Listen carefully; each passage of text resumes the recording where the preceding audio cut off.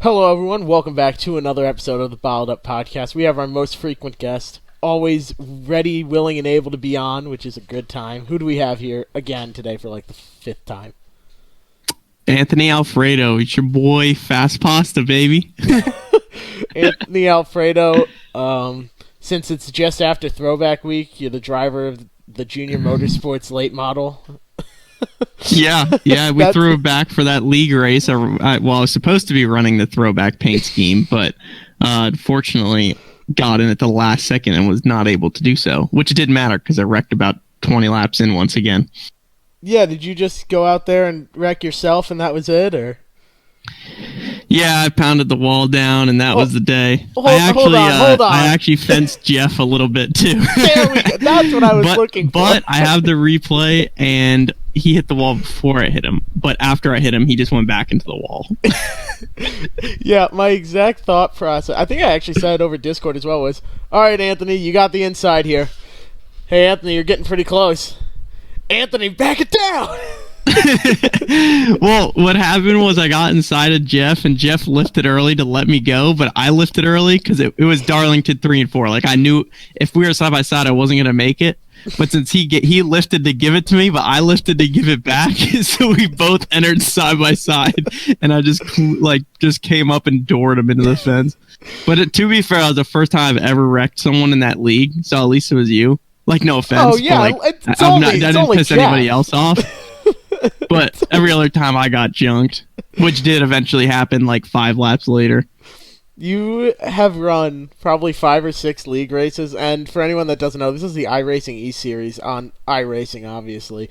And Anthony has run like 5 or 6 races and has been wrecked out of every single one by lap 5. The longest he's made it is lap 5.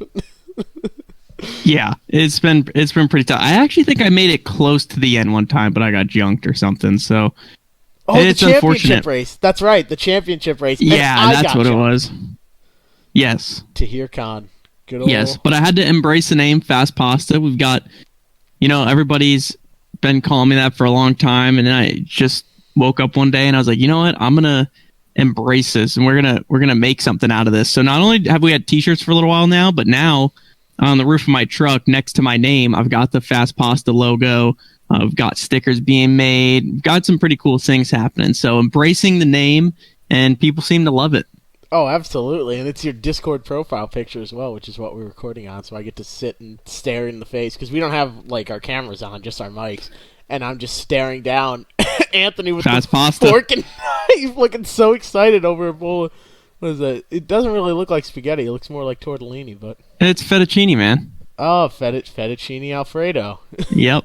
I don't know if I told the joke last time, but if any of you... So, let's say you're like just listening in and you haven't listened to any other episodes of Bottled Up and you're like, Anthony Alfredo, who's this guy? Chicken? Pasta? Who's that? Where's the pasta jokes? Well, they're coming your way. Anthony, if you saw that big truck wreck at Texas... was that the first Texas race or the second one? That was the first one. Mm-hmm. Second one I almost won. That's right. And you saw that truck we won't say get turned, but got the air pulled off of, arguably, intentionally, and sent up into the wall and all caught on fire. I sent 2 texts to Anthony that night. The first one was, hey man, I sure hope you're okay. That was a nasty wreck. TV crew said you're alright, so I'm glad to hear it. Second one was, you got out of that truck pretty fast though. Call that chicken Alfredo. Yeah, and then there was a bunch of others on social media like, wow, that's burnt pasta right there, or burnt sauce and all this stuff. And I was just... It was funny the next day. Not right that night though. Yeah, I think I sent the text. I think I sent the second text the next day.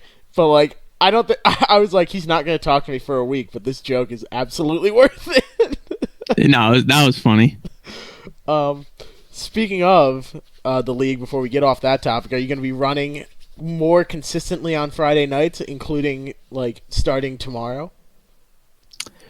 I'm going to try my best to be. I should be able to run tomorrow night's league race as of now. My schedule's been crazy because obviously school started back up. So that's been really tough because last semester I took 2 less classes, actually, 2 whole less classes I'm taking this semester just because of the racing schedule, obviously. And this semester I'm actually racing 1 more time than I was last semester.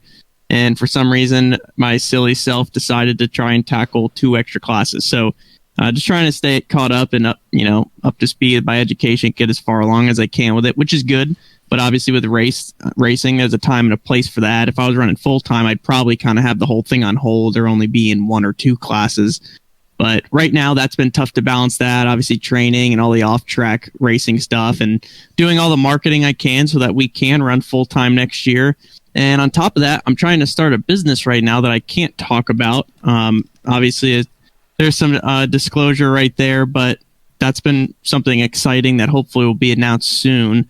But all that stuff's taken up a lot of my time. So it unfortunately takes time away from competing in the league races and also running on iRacing in the first place. But I've been doing a good job getting back to streaming. I had done all my homework early and made time to do a 5-hour stream the other day with Jeff. And we finally completed the series I have called the iRacing Road to Class A. So as you can assume, I made it to Class A. Now we need some other series to start up, but I still have the Beyond the Helmet series on YouTube, vlogging, started that back up, and some other things I'm trying to find the time to do because I know all the fans like it. Yeah, let's talk about that 5-hour live stream. This was not planned. This was sort of spur of the moment. I mean, I had already been racing for a couple hours that morning because this was on Labor Day. This was Monday. And I'd been racing for like 2 hours, and I was like, oh, man, better get off. I'm going to make some lunch. Have a good afternoon. I get a text from Anthony. Oh, man, big 5-hour stream coming up. Let's do this. It's going to be great. I was like, oh, let's go. It's a big 5-hour stream coming up. Yeah, Jeff was all about Jeff hopped on. No, because I think you asked me, you're like, oh, want to run the SK modified race at 6 or whatever. I'm like, dude, I'm hopping on right now. And it was about 3 o'clock, and I said, I'm hopping on right now, and I'm running every single race because Monday at 8 p.m. is when iRacing, the new week starts up with new tracks. And this week, specifically, you don't want to race just for safety rating reasons. And I was trying to get to Class A, so it was the last thing I wanted. So I said, okay, we are running all these races, every single race from 3 o'clock until the new week starts. And we did do that, and I made it on the very last race. It was awesome. Yeah, that was literally the last race, and you were like 0.04 SR away, and I'm like, Anthony, just go out there, run half a lap behind, make sure it gets done right. And then he's like, okay, yeah. And then I look on the qualifying board, and Anthony's like third. He's like, dude, I just had the greatest lap ever. I was like, oh boy, here we go. Once a racer, always a racer. You can't take it out. You can't tell me to go out there and ride around. Okay, so I heard a story once. So I forget who it was, which famous F1 driver it was, but he had such a big lead that his crew relayed information to him and said, slow down, like back it down, you're running too fast. And because he got out of that like conscious, competent state of mind, he crashed because he was trying to go slow instead of just driving his hardest and being more focused. Because you start, that's when you make mistakes, right? You're not driving kind of almost unconsciously or subconsciously, I should say. And that's how I am on iRacing, because when I stream, I just tell myself, okay, we're going for SR. We need to get promoted this time. And I go out there and ride around, and I crash or get wrecked or something. And then once I threw all that out of the window, next thing I know, I start winning races. I'm running up front again. And I was like, wow, this is awesome. So even though I was that close, how could I not go out there and compete? It just, I guess it's just a competitor in me. Oh, yeah. And so the reason I brought all that up, though, was to attempt to segue into, no, I'm not going to be online racing too much because I've got a whole bunch of races coming up. I'm running this, and this at the end. So without checking your schedule, what races are you running from here on out, and can you name the date and track? I can name every track, just not the date of every... Actually, let me try. Okay, so Las Vegas next weekend. Las Vegas Motor Speedway, September 13th. Okay. Friday night under the lights. October 12th, Talladega Super Speedway during the day. Okay. So that I will not... That stinks because I'll have a month in between. Mm-hmm. So I hate having all that time off again. That's how this break has been.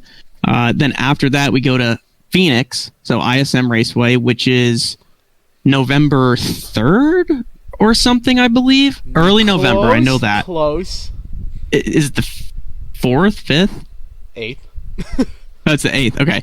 So it's 2 weeks before Homestead because November 18th is Homestead, I think.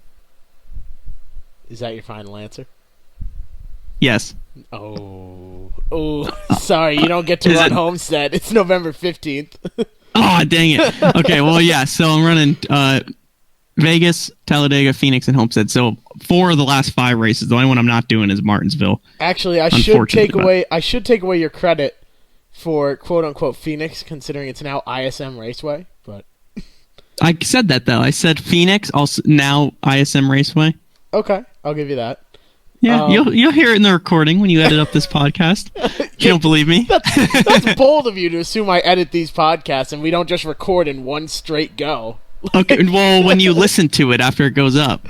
I don't listen to my own... No, okay, well, all of you listening, tweet it bottled up and say, he said ISM Raceway. I do listen to the podcast, that is... I do... I'm the same way. You don't think I rewatch all my vlogs? That's something you kind of have to, though, to edit. Right. Yeah, I think it's better to just do it this way. One straight go, we mess up where we mess up, and as long as we don't, start swearing... because then I lose my family-friendly rating on iTunes, we're Gucci. But yeah, I'm cool with that. That's how it's supposed to be, man. I love the vibe of podcasts, just being chill and talking and hanging out. Really, it's just a lot more laid back and fun. Oh yeah, and that's why you keep coming back for more. I mean, oh yeah. So you know what we never actually talked about is I've mentioned in passing the story of how we met, but people are probably like, oh man, these guys, Jeff's from Massachusetts and he works at Stafford, which is in Connecticut, and Anthony's from Connecticut, so they've probably known each other for years and all that. No, well, actually, I'm interested to hear the story of how we met from your perspective, so. Yeah, so I like when you tell it too, because the way you tell it, here, so I'll tell it, but I'm just saying the way, when you tell the story, it's a perfect example of what I try to do with my platform, right? Okay. So I try to engage with, all the fans, people who are just race fans in general, even if they're maybe not a fan of me or don't even know who I am to begin with, that's fine. Just race fans and people who share the same passion as me, or people who like to play video games mainly.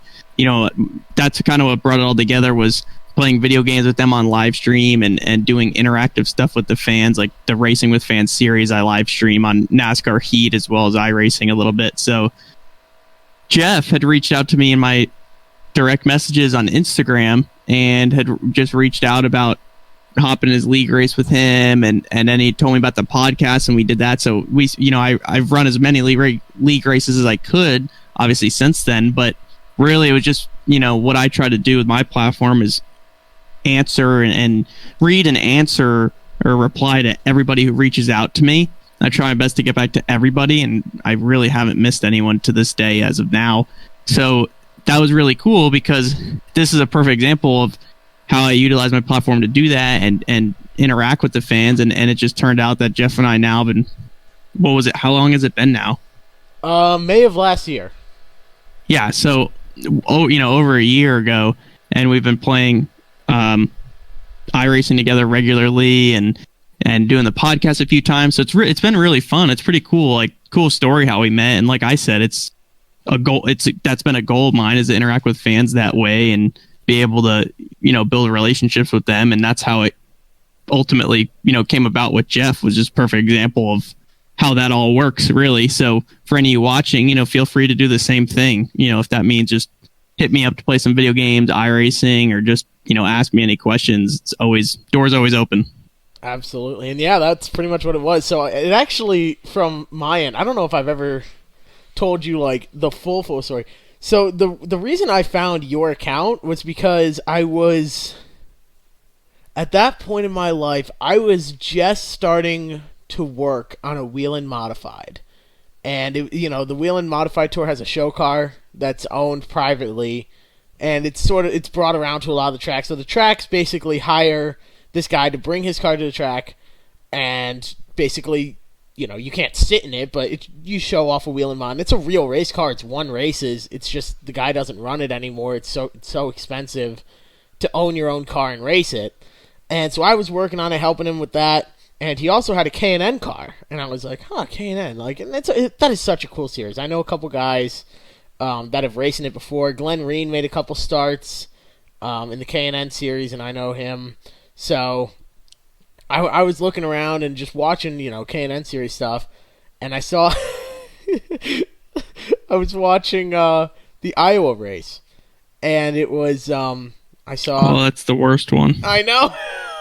Why do I feel like we talk about this every podcast? We've never mentioned this on the podcast, I don't think. Have we not? Oh, okay. No, we mentioned this in the other Discord where we were talking with, before a league race. So this was at Iowa, and Anthony was involved in a wreck, and we're not going to comment further on it, but it was with a favored driver. Public opinion tends to sway their way, not his way, their way, and it was just a racing deal. And I was like, oh man, look at this! And the dude's got the last name Alfredo. He's gonna get roasted on social media. And there's comments. It's like Alfredo pasta sauce, pasta, chicken sauce, like stuff like that. And so I shot him a message, probably a couple weeks later. But that was when I first saw the name. And then I think it was the next week later or something. You won at South Boston after I messaged you, and I was like, oh, wow, this is really cool. So we set up an interview to do at New Hampshire Motor Speedway because you were running the K&N race there, all 7 cars that showed up. And I was going to be at the track covering the rest of the weekend. And I actually did see you at one point standing at the edge of the motorhome lot as I was driving by on a golf cart, going to the press box at that point. And so that was the first time I saw you in person. But we've talked since then and done some iRacing together. I think what really helped is I had the ability to say I can beat a professional driver on iRacing. I always got to get one of those ribs in. Christian would be proud. And from there just continuously talking regularly, setting up stuff with the podcast, and hanging out on stream, and sometimes it's just call each other up on Discord. It's a pretty chill time. So yeah, shoot Anthony a message if you so desire. His DMs are open. Absolutely. Slide in them DMs, but don't let Emily find out. No. No. No, I'm kidding. Yeah, but Emily's pretty great too. But I think what really if for those of you who don't know, Jeff's talking about my girlfriend Emily, who I stopped keeping up, but they were playing. Jeff asked me if I wanted to play Words with Friends, and I said no. I quit that after destroying me every time. I don't think I ever beat her actually. So Jeff said, "Okay, I'm up for the challenge." So they were playing Words with Friends, and I think Jeff might have won 1 or 2 or something like that. Mm-hmm. So. Anthony, I have a confession. I only beat her because she stopped playing and the game timed She out. told me that the other day. I was like, Jeff said he beat you 2 or 3 times, and she goes, yeah, when I stopped. And I said, wow, He didn't actually even beat you. I was outscoring her at the time. That's what happened to me though. Literally we accidentally, so when a game ends, you can start another one, but I started one after she had. So she just left the one that I had started, she forfeited it. So I got the dub, but it really wasn't me, you know what I mean? Right. And so that's how I met and I guess became friends with Anthony's girlfriend as well. But how did we get onto this? What was I saying?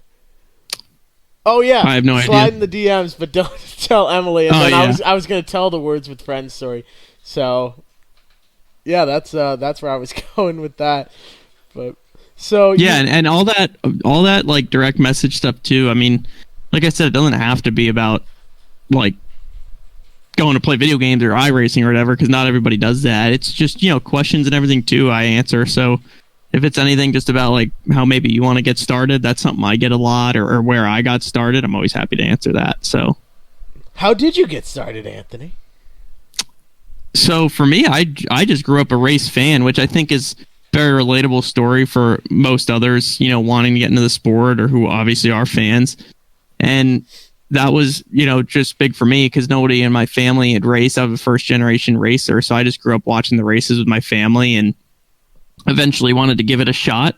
I mean, I had raced rental carts and stuff for fun, gone to the rental car track and done that, which most people can do nowadays since there's a lot of those places, fortunately. But other than that, I had never legitimately raced. So that's when I did some research and found out about legend car racing and did that for only about 10 or 12 races because it was October at the time in Connecticut and New York, the Northeast. So the season ended up there and I ran 2 races at Bethel Motor Speedway. And then I came to Charlotte to run the Winter Heat Series. So that's what's kind of what brought me here. And I ran that and then Winter Nationals in Orlando, Florida. And that's when it was actually during Winter Heat, I got, recognized by Lee Falk, and he gave me an opportunity Anthony, to test. You can't say that on here. We're trying to keep a friendly. No, so Lee Falk gave me the opportunity to test a limited late model for him, and we ran. I finished off the Winter Nationals in Orlando, Florida, came back, tested that. That went well, ran for him for 2 years and actually won a touring series in a limited late model stock car and did a little bit of late model stock stuff. I actually qualified on the front row, the Myrtle Beach 400 in one of his cars. And the following year in 2017, I had the opportunity to race for Junior Motorsports, which is owned by Dale Jr., for those of you who don't know. So I raced for Dale Jr. for a year in the late model stock division and won 3 races. I won the Fall Brawl at Hickory, which is, one of my bigger wins for sure. And I swept the Twin Cars Tour races at Hickory Motor Speedway, which that was a really big deal. I went 2 in a night and, against pretty much the fiercest competition I've raced against. And that was like my breakout year, really. And that's what put me in the K&N Pro Series last year. And now I'm in the Truck Series driving for David Gillen's team, DGR Crosley. So been very blessed, been very fortunate. I feel like I just started yesterday because I kind of have. It's only been 5 years now. So it's surreal to think about when I take a step back and look how far I've come. It's really cool. I was actually just watching a video today of my first legend car race, and there was a running dead last, like half a straightaway behind last place, and it was hilarious because it's like you never forget your roots, and it's so cool to see. Like it's not embarrassing to me to look at that because it's really cool because now I'm out here leading laps in the Truck Series and running up front and at the national level. It's pretty phenomenal. Yeah, and it seems like you've come through the ranks pretty quickly, and I know, because we talk a lot, like I mentioned earlier, but like, it's seriously, at least from what I've seen, I know there's a lot more going on behind the scenes, but like, it was probably, the beginning of this year that you said, like, yeah, I'm running trucks now, like, I'm running trucks this year, maybe it was the end of last year, and now you're a full season in, and you've already got plans being set up for next year, working on those, as you mentioned. So, all happened pretty quickly. It's insane. I'm gonna start calling it did, and I really, really want to run full time next year in the Truck Series, and that'd be really big for me to be able to go out and compete for a championship because I know I could with the equipment I'm driving and the guys I have to work with. So, hopefully, we can make that happen. Just need to put some more partnerships together and get the sponsorship necessary to do so. Like I said, right now by the end of this year, we'll have run half of the Truck Series schedule, and hopefully next year we can, double that and run the full year. Absolutely, and that would be pretty cool. And DGR was running for a championship with Ankrum where they had, made the playoffs with a win, but that could have been you at Texas, but I know how heartbreaking that was. I remember sitting watching that on the TV and just for watching it at home. But that's got to be motivating for you. Like you've come that close now, and you're fast enough. It's just the card's got to fall your way, and it's going to happen sooner rather than later. Absolutely. And just got to keep grinding. Standing there in victory lane, thanking all your sponsors, throw Bottled Up in at the end. You know how it is. Yeah, I'm gonna have to. I'm gonna try my best to remember that. I'll do it if I remember. We got to get that Bottled Up sticker, inside the truck. I can't afford any sponsorship. So Bottled Up, we're not a zero profit show here. We're a negative profit. We're losing money for this show. Like money's going out the door. Because we don't have. That's how I feel right now, being a college student and race car driver. Yeah, except you have sponsors. I don't. I don't have anything for this show. I couldn't get sponsored by the pizza shop down the street. Hungry Howie's, you know. Hey, I got one of those down the street. Oh, is that a chain? I thought that was just a local thing. Oh shoot. No. I don't know any local pizza place. Is Mad Mushroom a thing around other places? Mellow Mushroom. Mellow? No, this is Mad Mushroom. We're no. angry. We're angry people out here in the Midwest. you know us. Just very. I couldn't even get the pizza shop down the street to work with me. And hey, you know how it be. You don't think it'd be like that, but in the end, it do. So I don't have the money to like slap bottled up on the hood of the truck, but I may have just the right connections to get it slapped on the inside right next to like the helmet. So who knows? That's what we were talking about. We got to try and put it on. We're gonna have to try and make that happen. Put it bottled up on the floorboards. Truck or Talladega. That wouldn't have been good at Texas. It would have melted. Everything melted on that thing. Oh man, I'll sponsor Natalie Decker at Daytona of next year and have it right on the A post. Right off there. Oh man, that's mean, but it is pretty rough. Now, listen, I can say these things. I've had Natalie on the show. She's, I've talked to her at the track. She's a fantastic person. It's all in jest. I think she's doing, the best that she can. I know she's doing the best that she can, and it's tough out there, making such big jumps so fast. And I mean, even with you, where you've had a couple DNFs, not necessarily anything you've done wrong, but things just happen that are out of your control, and that's just the way it is. Yeah, unfortunately, we've had a great. Before I say we've had a great year, we've had great speed, and our performance this year has been has exceeded my expectations by a lot. My own expectations for my own performance and our performance as a team, but we've had a lot of bad luck, honestly. So hopefully, at Las Vegas next week, our luck turns around. Because if it turns around anywhere, I would imagine it'd be there. You ran Vegas early because Vegas is run twice, right? Yes. Yes. So we ran that earlier in the year. That was like where our bad luck began, honestly. We had the pit crew left the right front loose twice. They had just an issue for some reason getting the lugs on tight. And then after that, we, at the end of the race, was running in the top 10, and we had to pit, and they slipped the right side of the truck off the jack. Like, when they jacked the right side up, it slipped off the jack, and that cost us a ton of time. So we literally went to the back of the field so many times, twice, 2 pit stops, we had to come back in again. So we made 2 extra stops, and then that slip happened, and that cost us a bunch of time. And so we ended up, I forget where we even finished, not good, like 18th or something, but we were running top, in the top 10, and that was only my second race. So that was really frustrating. But now, we're running up front in the top 5 most of the time. And just got to eliminate those mistakes. So hopefully we can do that at Las Vegas and maybe, steal a win. Wasn't that the race as well where you stayed out at the end of a stage and were leading? And then you were shutting the truck off to save fuel, and it just wouldn't fire until you fell back to third. That also happened. I forgot about that. So we stayed out to inherit the lead because we didn't think there was probably no way. I was the only one on old tires, right? So there's probably no way I was going to keep the lead going into 1. But if I started on the front row, I probably could have slipped into about, 3rd to 5th. And I would have been fine after a couple laps if I could have fought him off for that long, because it just starts to balance back out at Vegas at least. But I had trouble firing the truck back up when I was saving fuel under caution. So I didn't maintain speed with the pace car. So 2 trucks just went by me and they put me in 3rd. So I restarted 3rd. So that completely killed our strategy, because then I had no shot. The only shot to restart on old tires like that was to be the leader. So that really hurt us there. But that won't happen this time, and that's got to be.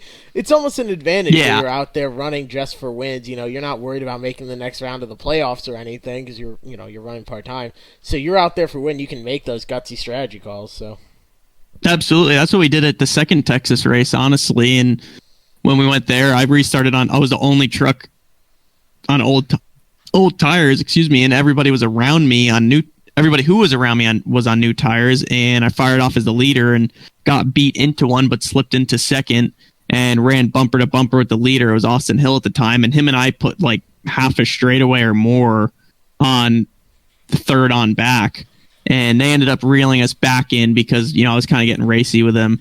Honestly, we were way faster than him. Like, I could have passed him, but the reason I didn't was because obviously we had to hold off those guys behind us, and it was kind of a strategy thing. Like, it's so hard to pass there. I didn't want to put myself in a bad situation, and it's so hard to time them there. So it was better off to just stay single file and draft and try to drive away, which we did. And that was really cool. We ended up, as far as strategy goes, we were racing Greg Biffle for the win, and I made a mistake on pit road because we came in for fuel only, so you can't slide the tires.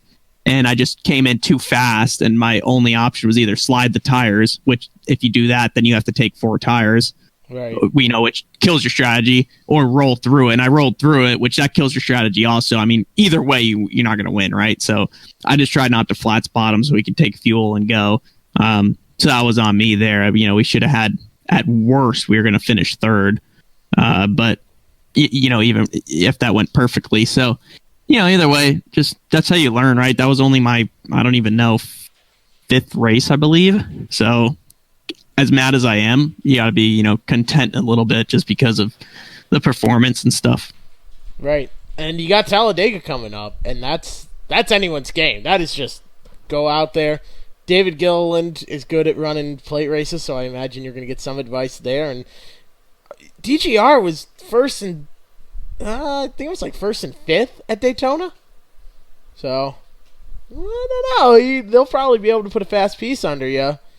Yeah, I'm pretty confident about it. I'm nervous because I've never plate raced, but I have as good a shot as anybody to win. Oh, yeah. That's just how they go. So that's what the league racing is all about, trying to learn what I can on iRacing. I don't think you can take anything over from that league and use it IRL, because that league is just so fun. People are so unique. It's better than an official race, probably. People are so unique. It's so interesting. Oh man, but yeah, it's gonna be. I'm excited for that. That day is like circled on the calendar. Like, watch the truck race. So it's gonna be, dude. That's gonna be so cool if you win. So when do you turn 21? March of next year. So if you win before then, do they just give you like apple cider in Victory Lane? I don't know, because so usually when you win, you just like are spraying water and Gatorade anyways. Unless you're Kevin Harvick and you're sponsored by Busch or someone, and you get a Busch beer. Right. That's a little different. But for me, it's definitely gonna be some Gatorade, some water, maybe some Pedialyte or something. Maybe a nice cold Coke. Just whipping Alfredo sauce around. Yeah, that'd be disgusting, to be honest. I don't know if I could do that right after a race. So if you do, here's a good question. If you do win, what's going to be like your signature thing? With the name Alfredo, you got to do something related to it.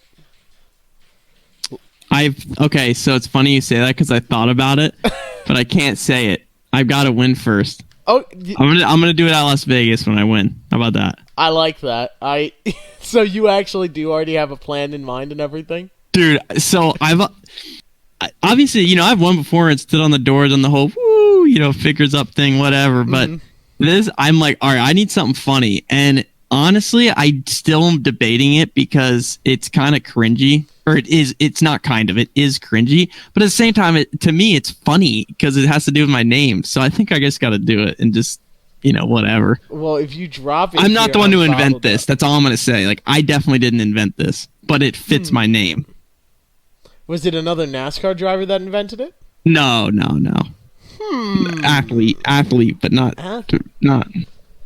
NASCAR, not driver. Yeah, I got nothing. I have no. Does it involve physical objects? No. It's the whole point. You can do it anywhere.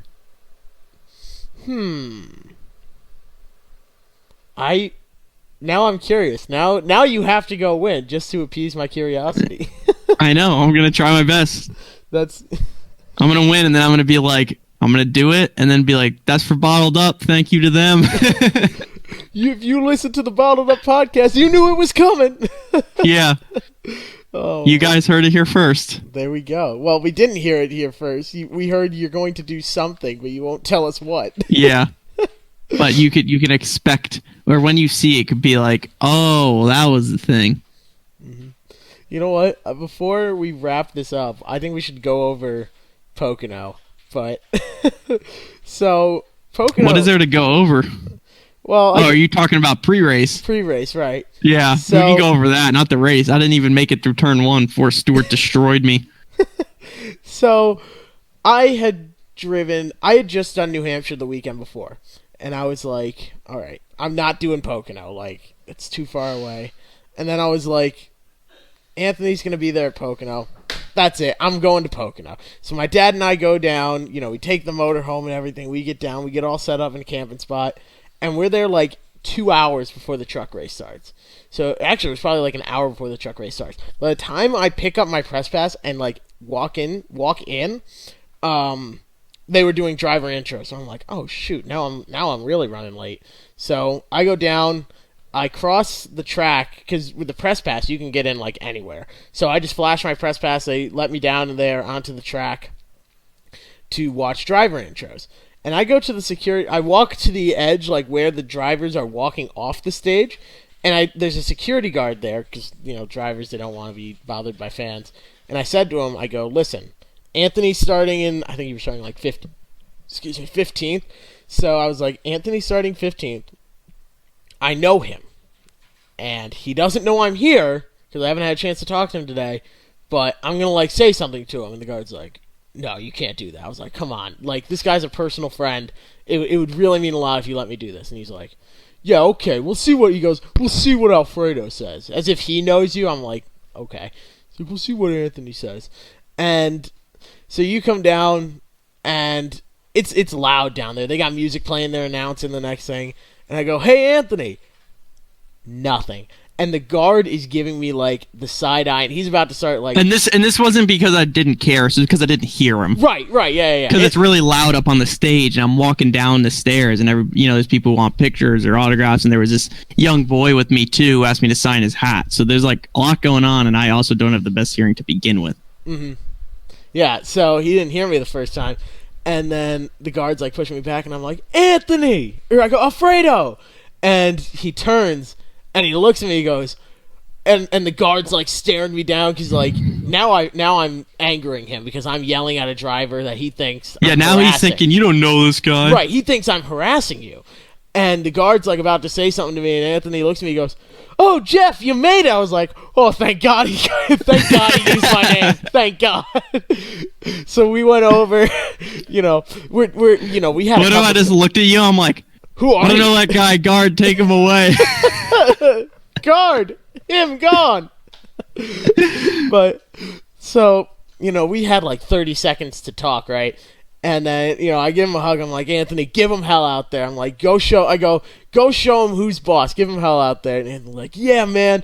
So he goes off and does his, gets into the truck and everything. And I'm up in the stands. I'm up there with my dad. I'm like, this is going to be great. Anthony's going to have a great run out there. He's got a good, he said he's feeling fast and everything else. There's his truck. It's the bright silver one. This thing looks awesome. It's going to be great. And so they go and they fire off into turn 1. And I'm sitting there.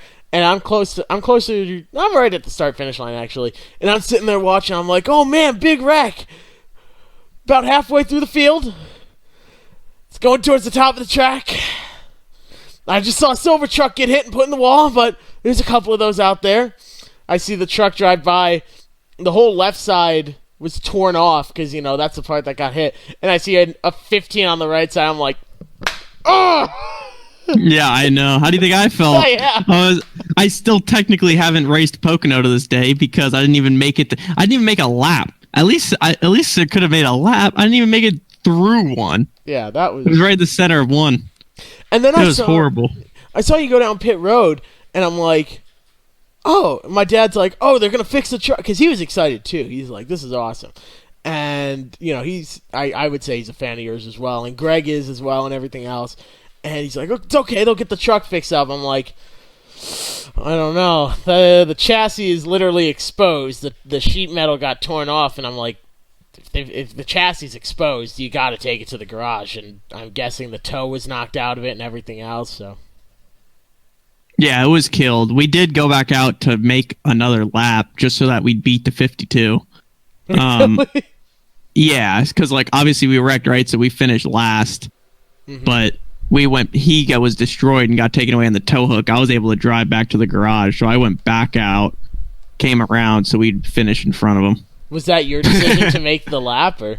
Crew chiefs.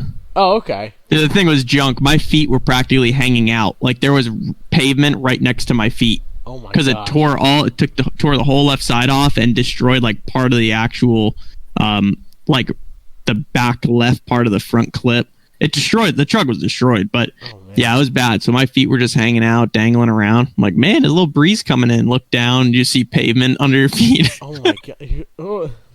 Well, if the truck dies, you can Flintstone it back to pit road. Dude, it was so messed up too. I come off pit road and I'm like, wow, the wheels, like for how hard he hit me, I was amazed because I said, wow, the wheel is actually indexed right. Like the center line of the wheel is straight up and down. So I'm like, okay. So I come out of the pits, womp, womp, come up through the gears. And as soon as I hit, like, I wasn't even going fast. I was probably only going like 50, 60, if that. And it just started darting all over the place. I couldn't even hold the wheel straight. I was about to spin out at like 40 miles an hour, 50 miles an hour. And I was like, oh my God, this thing is destroyed. Oh my God. So I had to like limp it all the way back around. Because for a second, I'm like, all right, like get this lap over with. And I was just going to dig around real quick. But it was so bad. I just couldn't even drive it in a straight line at 40 or 50 miles an hour. So what happens? Because, you're like we said, funding is the big reason for all drivers, how much they run and everything. So is it written into your contract like you pay up front? I don't know if it's fair to ask this, but if it's like, is there written in like if the truck gets wrecked and it's not your fault, then you don't get penalized in other races, like, they won't replace you with somebody else? I would say it depends on the person's contract. Okay. Because some deals, there is no crash clause. Like, you don't have to pay for any damages, no matter what happens. No matter if you wreck it, if somebody wrecks you, then there's some deals that maybe there. I mean, I'm sure there's probably some like that. If it's usually it'd be if it's a mechanical failure or something like that, or someone did something wrong other than the driver, then it'd be covered. But if they made a mistake, maybe they have to. Or sometimes there's just a straight up crash clause that says you have to pay for the first, X amount in damages, for any crash, something like that. Yeah. So it's always different. Like I said, it depends. I don't know what everybody else's looks like. Yeah, that would scare me getting into a car, but I don't know. We've discussed. You and I have discussed up at Stafford, because you're from Connecticut. You're about an hour from the track, maybe. But you've never. Yeah, probably. You've never been to Stafford to even watch a race? No. Nope. That is a crying shame. I know. I need to go. I heard. So, people listening, you just heard that. That was not a bell. That's not like Pavlov's bell. It's the quick release on my steering wheel because I'm sitting in my iRacing rig doing this, and the wheel was like hitting my leg. So I just popped it on real quick, and that was the sound of that. But anyways, back to Stafford. So it's looking like next year I'm gonna try my best to get into one of the street stocks there, probably one of the rent-a-race cars. We Bottled Up is on the side of a couple of their cars, which is the coolest thing in the world. Like, seeing my logo on a race car is like unreal. But I might end up driving a race or two for them. So if that happens, you're coming up and you're running with me, and if I can beat you on that track, because I can beat you on iRacing, that's fair, that's been established. But if I can beat you on an actual track in a street stock, my life is made. I'm retiring right there on the spot. We might have to try and make that happen. We will talk later on that, but I can get people in contact to absolutely get that done, which would be the coolest thing in the world. But that'd be really fun. That'd be some awesome content. Can you imagine? Yeah, vlog that, dude. I know. Put a GoPro in the cars too. It comes with it. I believe you can have that added on with your rental of the race car. So, Well, that's a deal right there. right? And I've done the Rusty Wallace driving experience, which is a super late model for you pro late model for you down southerners, fancy people. Super late model up here in the north, and I have the GoPro footage from that. That is seriously one of the, and I know those cars are dialed down and everything, but that was still one of the coolest things I've ever done, was driving one of those cars. And the second time I did it, I knew what I was expecting going in, and so I just went out there and I was tearing it up. There was one point, I was the only one on track for a time. That's just how it happened to fall.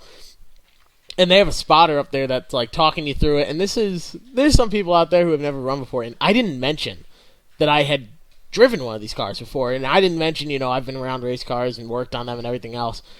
And I just sent it in there to turn one, and I took it to the bottom, and it started drifting up the track. I started losing traction. I'm like, oh man, I better drive, because you have two choices. You can either get on the brake and hope that you can just ease it up and keep it off the wall, or you can keep digging and you can really, drive it in there and diamond it off the corner.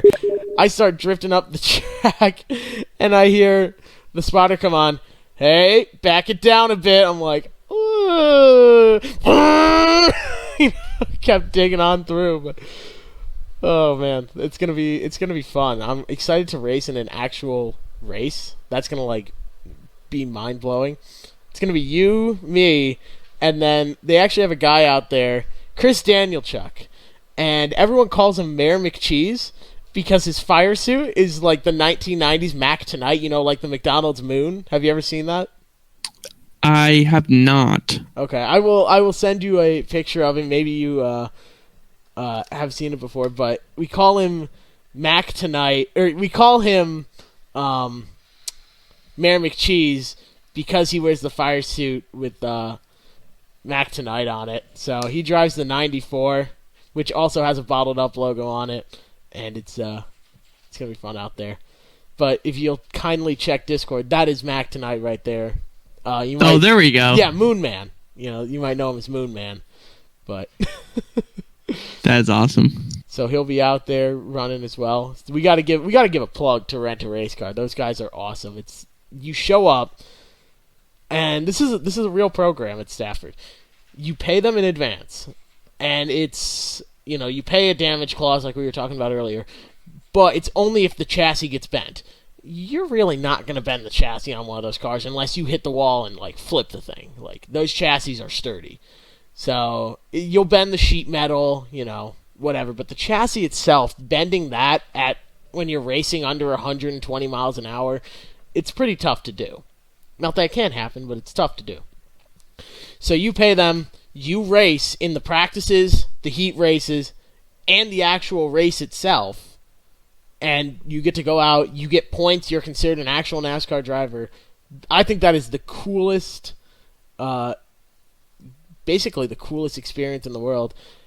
Did I ever tell you the story of when my Grand Prix driver drove one of those cars? No. Oh, so I don't think I've told this story on the podcast either. So I run a Grand Prix team out here at Purdue, and it's go-karts. It's a lot of fun. It's very, very competitive, though. It's extremely competitive, the Purdue Grand Prix. Everybody wants to win. So the guy that drives for me actually drove Formula 4, a couple steps below Formula 1. And he drove go-karts over in Dubai.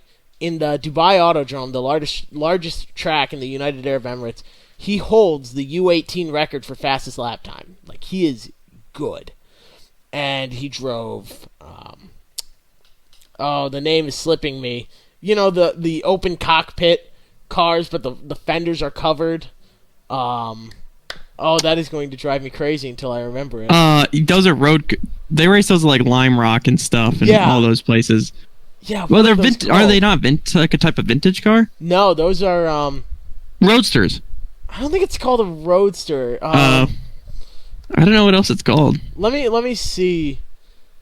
No, it's not a roadster race car, maybe, because similar, but it's closed fender. Oh, I see what you mean. Some of these are closed fender. Anyways, so he drove those. He's a really good race car driver, and So he came over to America, and he actually drives me in Grand Prix, and I was like, hey, come up and visit me up in Massachusetts, the summer after freshman year. And we ended up working it out where he was going to get behind the wheel of one of those rent-a-race cars. And in practice, they don't have spotters out there. And he didn't have a passenger or a driver's side mirror. He just had a rear view. And they don't have a spotter, but they have one person up in race control that acts as sort of a spotter, where he'll say, car numbered this, do this. So, like, car 77, pull off the track, like you're leaking fluid, something like that. And he was just getting a feel for the car, so he was about 20 miles an hour off the pace. And they come on the radio, they go, 66, get to the inside lane. So he does what he's told. He's a good driver. He does what he's told. Brings the wheel to the left, and there was another car there. And they had cleared him when he was not cleared. They told him to do it. He didn't know that car was there. So he hit that car, sent that car up into the wall, and busted the radiator right out of it. Destroyed that car. Destroyed the front end of that car. And I was working on the pit crew that day, basically just working in the cars in the garage area. And I'm like, oh my gosh, like, that other car's destroyed. We've got that issue to deal with. Plus, I don't know how much damage we've just done to this guy's car. And the car comes back. Our car comes back. Anthony, there was not a scratch on this thing. It was perfect shape. I'm like, what? Yeah. And everyone else is like, oh, great, the car's in good shape. He can keep running. I'm like, oh, my God, the car's in perfect shape. This is terrible. Because all the fans are mad now. Because he took out one of 2 girls that races in that series. One of 3 girls that races in that series. He took, like, it was bad. So she had a lot of fans there at the track. They all saw this, and it was a mess. We had her yelling at us. We had her father, her mother. They were going crazy. Security had to come and take them away. Like, it was intense. So, and I understand. Like, that's a race car destroyed. That's money out of their pocket. Totally understood. Granted, it was an issue that was a combination of him not having that mirror there and having no clue her car was there and being cleared when he wasn't clear. But it happened. It wasn't, it happened. So what I did was, I'm like, people are going to kill him if they see that car in perfect shape. So I got the brightest colored duct tape I could find, and I just covered the front end of that car. The front left was covered in this bright yellow duct tape. And the car owner comes over, he's like, what are you doing? The car's perfectly fine. I go, do you really think the car is going to be fine at the end of the night if, there's no damage on it, or it doesn't look like there's damage on it? It looks like he just completely wiped out another car and has no damage. He goes, yeah, I'll get you some brighter colored tape. Let's get that on there, too. That's awesome.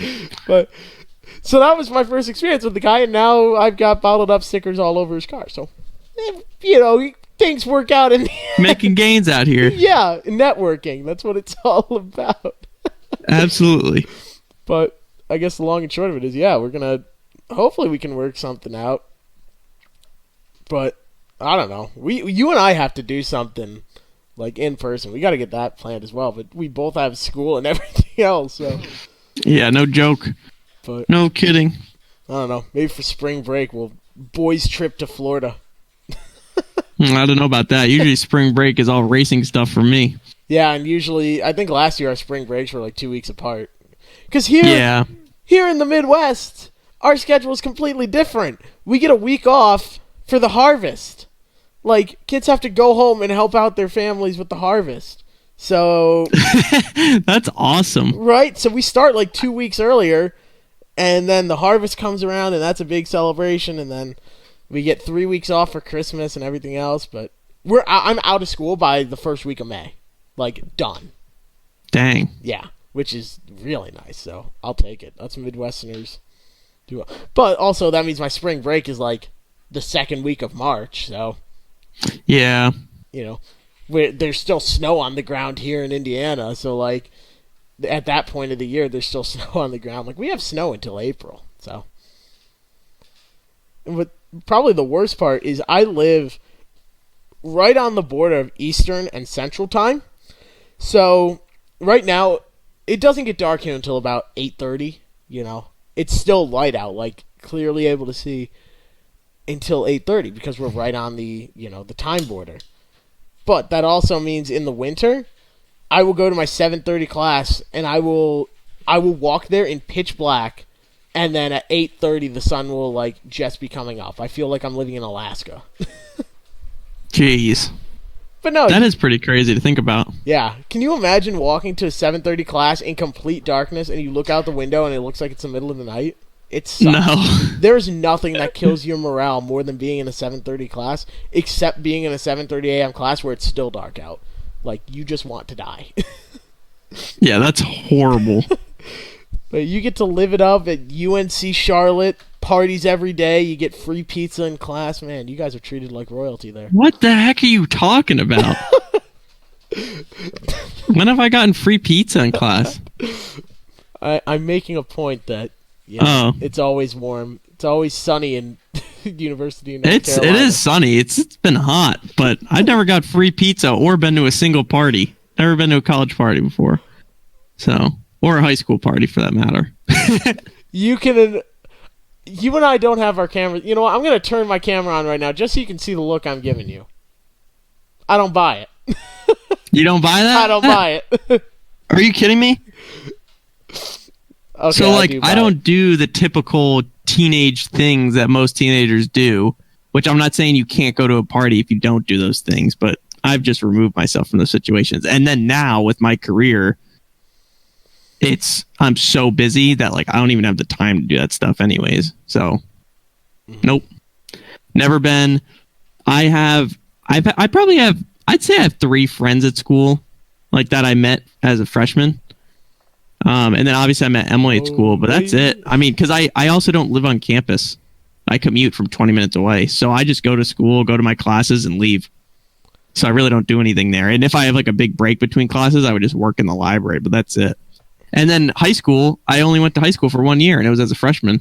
And I did online school the rest of the time because that's when I started racing. So never had the opportunity, really. I was kind of excluded from social settings, but I put myself in that situation because that was a sacrifice I was willing to make for my career. And it's been well worth it so far. And now you make friends on the internet, just like I do. Except I did go to high school, and I am at college. I just choose to make friends on the internet. What were you saying?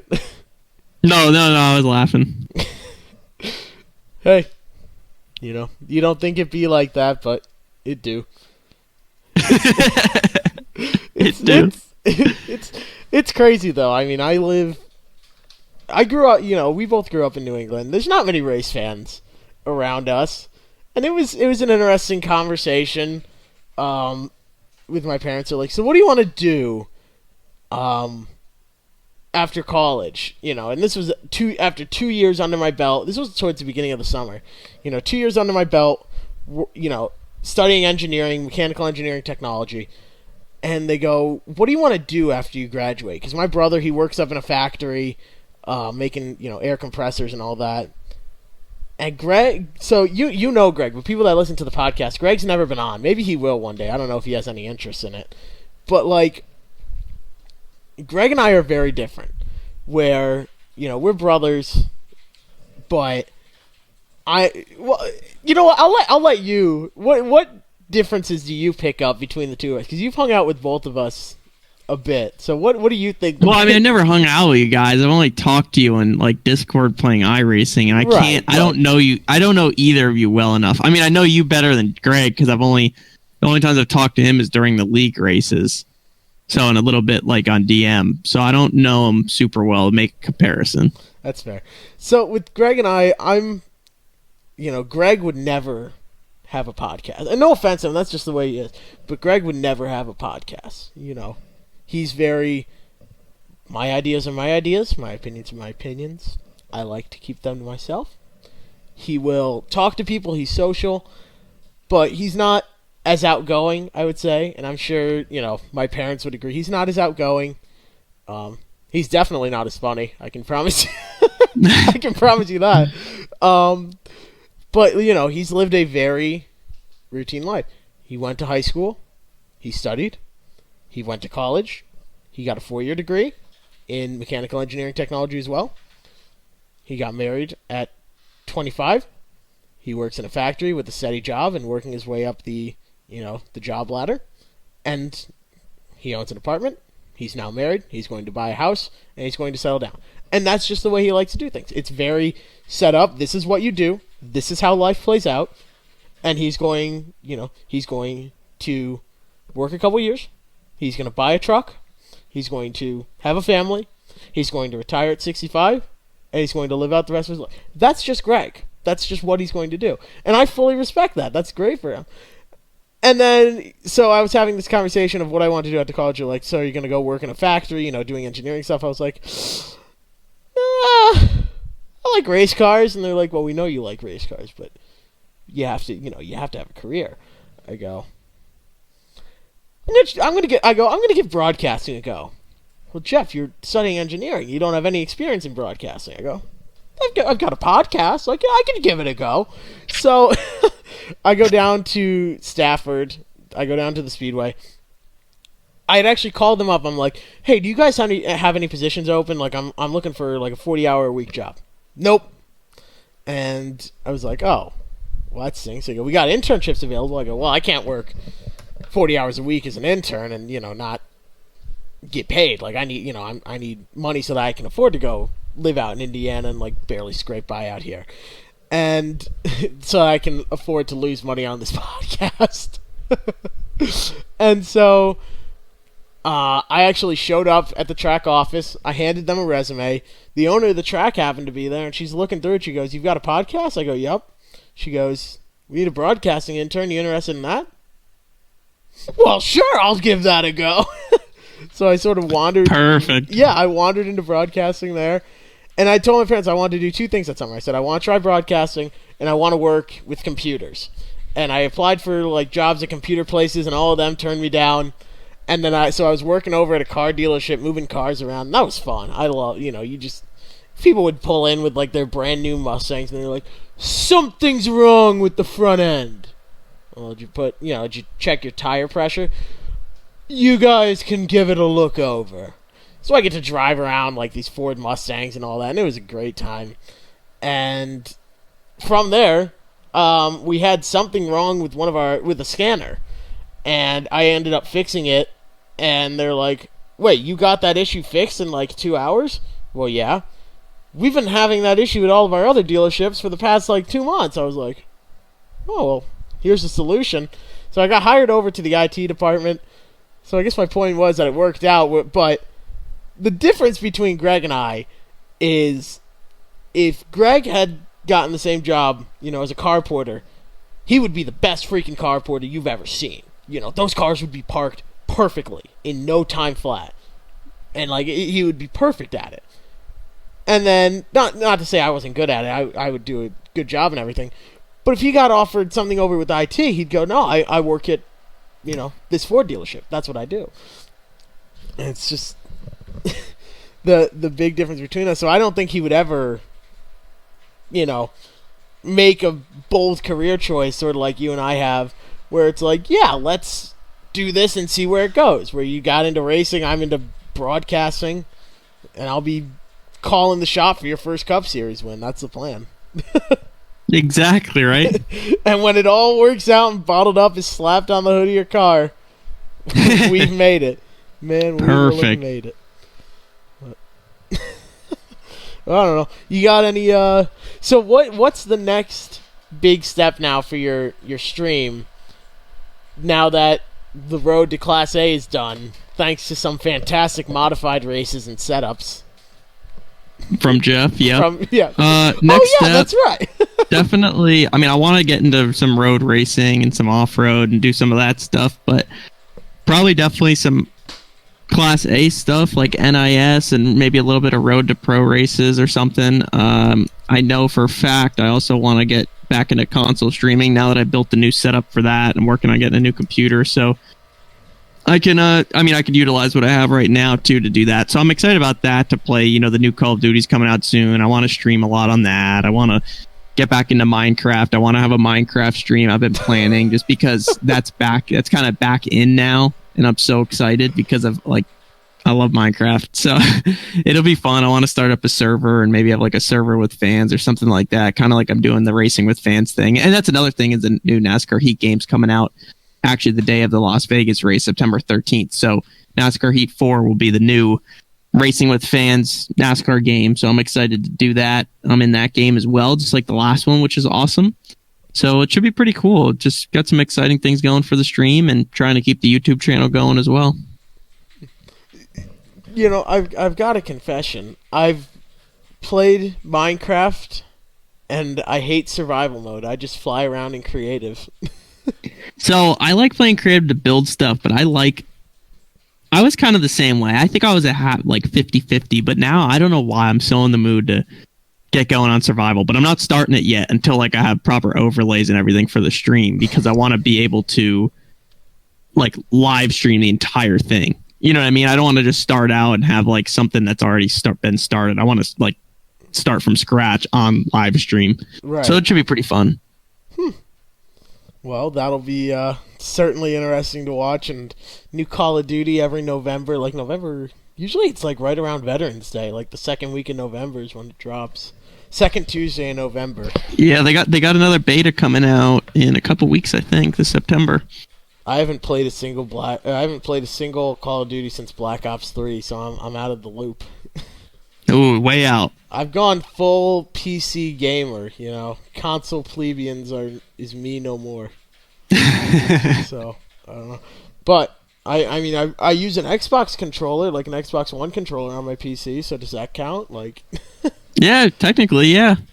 You know what would be a good game for you to stream on your PC is Brawlhalla. It's like Super Smash Bros, but for PC. It is infuriating. It is the most... That doesn't sound like I want to do it. No, you gotta try it. It's great. It's so much fun, but it's like... It's easy to play, hard to master, I think is like the expression. But Got it. Yeah, I'm gonna have to give that a try then. there we go. But... You're a busy man. We've been recording for over an hour, and it's passed in no time at all. So, Yeah. Oh my gosh, that's unreal. It's a Gone by really 9:45. fast. Dang, dude, I gotta get going. I gotta get up at about 6:00 tomorrow to get in the gym and get back to training, hit the gym and and then go to class right after. oh, but it's Friday at least, and then we got the league race Yeah. tomorrow. Yep, and I had a physics exam due tomorrow night, and I did it today, so I got that done. So Like an online test. was that set up so that you could go to Las Vegas, because like it's awful early to be having exams. No, what was an exam? I'm sorry, it was a test. Oh, But I was I like, do have an man. exam next. I do have an exam on Friday. Not this tomorrow, next Friday, the Las Vegas race. So I have to take it on Tuesday. So I have to take it 3 days early, and it's on during class period. So it's one less a day of like that's our review day. So man, I got thrown to the wolves on that one. It's gonna be tough. Yeah, that is. And it's my hardest class right now. So Oh, that is brutal. Yeah, one of my classes, it's a strength of materials class. And I was originally worried because the professor that taught it also taught my statics class, and that class was rough because he's one of those professors where he walks in, he doesn't explain any of the concepts, and he would just do 2 or 3 examples, and in a 50-minute period, you would be out in 10 minutes, which some people loved, but I hated it because it's like, I don't understand anything that's going on. You showed me how to do these 2 problems, but I don't understand what I'm doing.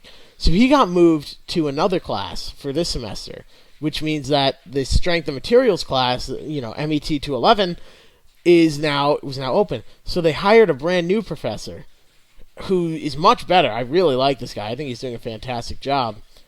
But I don't think we're going to get like a practice exam or anything, which is huge for classes. So it's going to be interesting. I'm excited to see it, but terrified at the same time. well, good luck with it. Yeah, well, thank you. Good luck with your classes as well. It's gonna be an interesting weekend on my end. So we've got the league race tomorrow night, and that's why I'm recording this podcast in advance, because Friday, tomorrow's gonna be busy for me getting ahead on homework, because Saturday we have the football game. And for those of you that don't know, go ahead and follow my second Twitter account. It's at Purdue Shark. So if you've ever watched a Purdue football game and seen like a whole bunch of animals dressed up, and one of them is a shark, yeah, that's me. I dress up as the shark. It's literally pajamas, and we just it's a whole group of us in their literal onesies, and it's so much fun. Like, we just go crazy at the games. So I've got a game. I'm sleeping out next to the stadium tomorrow night, and then so I'm not going to be able to record the podcast after the league race. Saturday there's the game, and then I've got the Roadrunner League Saturday night, which is like against peak drivers and all that. So I'm going to get my butt kicked there. And then Sunday, I applied for a press pass in Indianapolis and got denied. So I'm going to go and watch the race as a fan. But I also realize I have a proposal to make for the Grand Prix team that is also pretty important. We're looking to buy a new go-kart, and we need the money as soon as possible, which would be Sunday, which is when the next meeting is. But I also want to go to the race, so it's like, it's going to be a crazy weekend, so. That's me every weekend, bud. Yeah, every day. I was going to say. All that in one day, every day. That's what I was going to next, is like, but this is probably that sounds like probably a pretty easy weekend for you, so. But it should be interesting. But, yeah, good luck. You're going to figure it out. Yeah, I'll survive it. It won't. And plus, I mean, I'm not necessarily complaining about going, it sounds like I'm complaining. It's actually a pretty awesome weekend. I'm going to a NASCAR race. I'm putting that proposal in to get the money for a brand new go-kart, which would be awesome. I'm going to a football game, and I'm doing 2 league races, one of which is against a bunch of peak drivers. Maybe, I don't know if Casey's going to be there, but you had an interesting run-in with Casey. Yep, at Darlington at the Sim Seat setup. He beat me by 4/100ths. My best time. But that's actually, I was pretty happy about that. Like, that was really tight for a peak driver versus me, because I'm just getting good at iRacing now. Yeah. But then so this was actually, if you watched that 5-hour stream we were talking about earlier, Anthony went and recreated those exact same things, but using his SimSeat setup that he has at home, and you went and you ran a 27.1? Or no, a 27.01, which was half a tenth faster. No, 27.29. That's right. But then I got home and ran an 01 or something. Right. And Jeff ran a 96, and then I ran an 86. So that was probably the funniest moment to ever happen on your stream. Was you had been running laps for like 10 minutes. You had like 10, 15 laps down. I was like, okay, fine, I'll go out and run it. So I had it all set up the same way and everything. Lap 2, I go out and I break 27 seconds and I beat him by a 10th. And I just went wild, like, excited. And then you beat me by a 10th, but that doesn't count, so. It don't count. It makes sense, though. I've got this amazing SimSeat simulator to play on, so that helps a lot. I don't. My wheel, you can hear it here. It's clamped to my desk with my computer sitting behind it and then my TV off to the right. But I've got wired into it my button box, my digital pit box.